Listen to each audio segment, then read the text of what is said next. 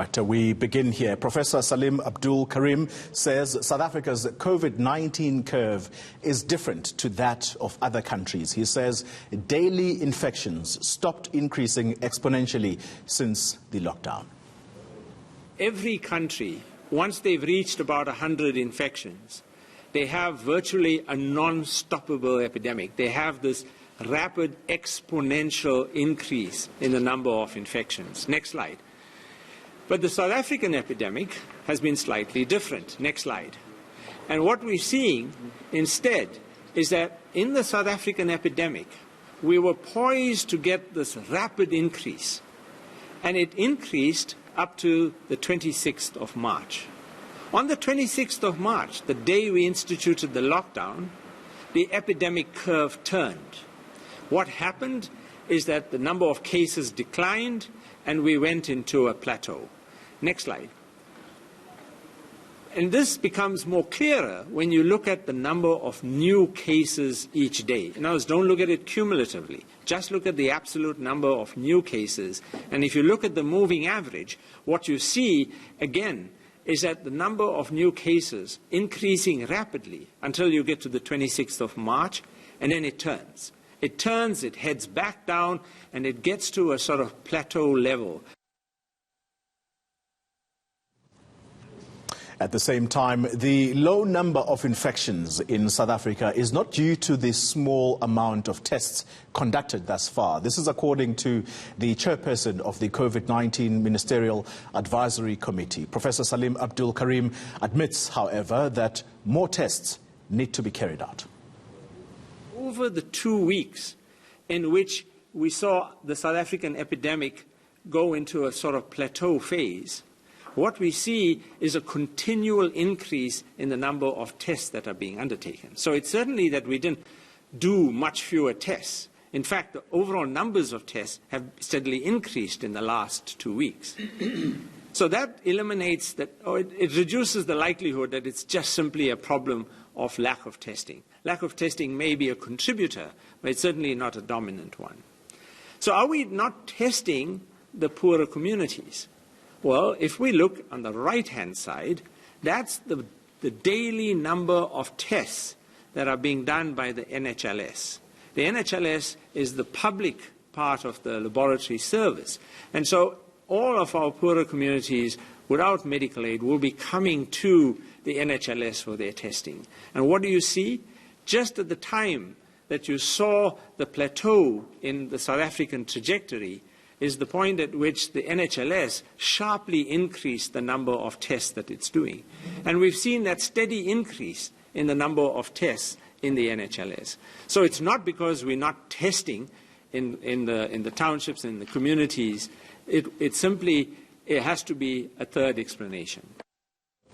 So this week is critical in deciding how to respond to and manage the coronavirus and the lockdown. This is according to the chairperson of the government's COVID-19 Ministerial Committee, Professor Salim Abdul Karim. Now, the coronavirus infections have increased to 2,272 in the country, with 27 people having died thus far.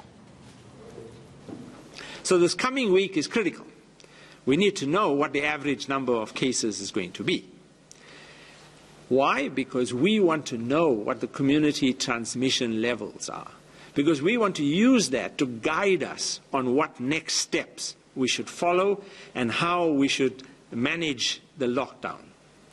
So by the 18th of April, we will know if community transmission and whether our interpretation that community transmission has been kept low, whether that's accurate. And if we look at the 67 cases per day on average, the 95% confidence interval is 45 to 89. In other words, the true number of cases is between 45 and 89. So we are 95% confidence that the number of cases per day, even though we're seeing 67, there's some variability, and that variability lies between 45 and 89. So using that as an objective criterion, now we have an objective way based on the R0. In other words, how many people is an infected person spreading it to? If we base it on that, then we have a set of criteria. If the average number of daily cases, and we have to exclude active screening because that's not comparing apples and apples, but if we look at just the passive cases between the 10th and the 16th of April, and if we see 90 or more cases on average between the 10th and 16th of April, then we need to continue the lockdown. And the reason, put very simply, is that the average number of cases per day is going up. Well, a partial lockdown for the elderly until the end of September may be on the cards. The government's COVID-19 Ministerial Committee Advisory Committee, led by Professor Karim, says this may be necessary to protect senior citizens. He was speaking at a public meeting with the other health specialists and academics in Durban. One of the big issues we're going to have to think about is how do we protect the elderly? In particular, those above 70. Preferably those above 60 or 65, because mortality is still higher in that group. But above 70, we're really concerned. We need to think about whether it's going to be possible to have some kind of partial lockdown.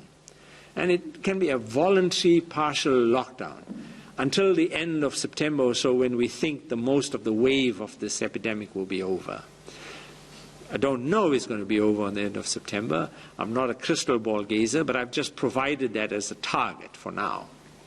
That if we can offer something to protect our elderly, right, and especially those with other conditions like diabetes, heart disease, lung disease, we know that those three were the main risk factors in the US and in China. Those individuals, can we provide them with protected self-quarantine and self-isolation, so that what it means is that our children will go to school and they play in school, but when they go home they can't play with granny. They cannot play with grandpa because they will pose a risk to transmit the virus to their grandparents. We're going to have to protect our elderly in this period. We're going to have to build the field hospitals for the triage, especially in our big cities. And all of that's already well ahead in planning and so on. Those sites have been identified. And we need to get the staff ready. We need to know that we are going to head to this exponential curve. We need to have our makeshift ICUs, our ventilators, our PPE. All of them major challenges because the whole world's trying to get all these things at the same time. Meanwhile, COVID-19 infections may only reach its peak in South Africa in August. Infectious diseases expert, that's Dr. Shabir Mahdi, says more people will contract the virus once the lockdown is lifted. The peak period of circulation will most likely come after the lockdown has been lifted. And that's not because the lockdown didn't work, but it's simply a matter of there being more community transmission once the lockdown has actually been lifted. So the projections currently, including by the Department of Health, from what I understand, is that they're expecting a peak period around about August. It might be sooner. Well, social distancing has proven effective in limiting the spread of COVID-19 in South Africa. Professor Salim Abdul Karim says the infected people only infect one person each on average. He says the practice must be continued. We're not seeing a situation where one infected person leads to many. Why is that the case?